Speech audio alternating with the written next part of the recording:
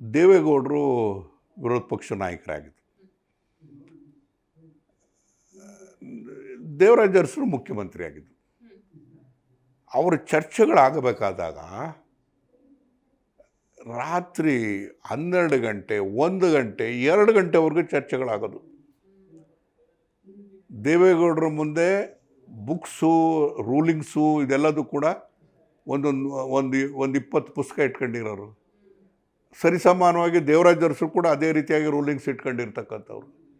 ಚರ್ಚೆ ಮಾಡಬೇಕಾದಾಗ ಅದು ವಾಗ್ವಾದ ಬಂದಂಥ ಸಂದರ್ಭದಲ್ಲಿ ಅದು ಕೇಳೋದಕ್ಕೆ ಇಂಪಾಗ್ತಿತ್ತು. 100% ಅಟೆಂಡೆನ್ಸ್ ಇರ್ತಿತ್ತು. ಆದರೆ ಇವತ್ತೆಲ್ಲ ಒಂದು ಕಡೆಗೆ ಆ ಮಟ್ಟಕ್ಕೆ ಚರ್ಚೆ ಆಗ್ತಾಯಿಲ್ಲ. ಅದು ಕ್ಷೀಣಿಸ್ತಾ ಇದೆ.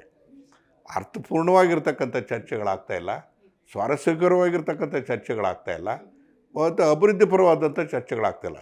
ಯಾವುದೋ ಒಂದು ವಿಚಾರ ತೆಗೆದುಕೊಂಡು ಅದನ್ನೇ ಒಂದು ದೊಡ್ಡ ವಿಚಾರ ಮಾಡ್ತಕ್ಕಂಥದ್ದು, ಅದನ್ನು ಪರ್ಸನಲಾಗಿ ಅಟ್ಯಾಕ್ ಮಾಡ್ತಕ್ಕಂಥ ರೀತಿಯಲ್ಲಿ ವಿಚಾರಗಳಲ್ಲಿ ಚರ್ಚೆ ಮಾಡ್ತಕ್ಕಂಥದ್ದು, ಇವೆಲ್ಲಗಳು ಆಗ್ತಾ ಇರ್ತಕ್ಕಂಥದ್ದು. ಅದನ್ನು ಕರೆಕ್ಟ್ ಮಾಡಬೇಕಾಗಿರ್ತಕ್ಕಂಥ ಯಾರಂದರೆ, ಒಂದು ಕಡೆಗೆ ಲೆಜಿಸ್ಲೇಚರ್ ಇರ್ತದೆ, ಒಂದು ಸಭಾಧ್ಯಕ್ಷರು ಇರ್ತಾರೆ, ಅವರೆಲ್ಲರೂ ಕೂಡ ಅವರ ಮಾರ್ಗದರ್ಶನ ಕೊಡೋದ್ರ ಜೊತೆಗೆ ರಾಜಕೀಯ ಪಕ್ಷದವರು ಕೂಡ ಅವ್ರದ್ದು ವಿಭಿನ್ನವಾಗಿರ್ತಕ್ಕಂಥ ನಂಬಿಕೆ ಹಿನ್ನೆಲೆಯಲ್ಲಿ ಇವತ್ತು ಬಂದಿರ್ತಾರೆ.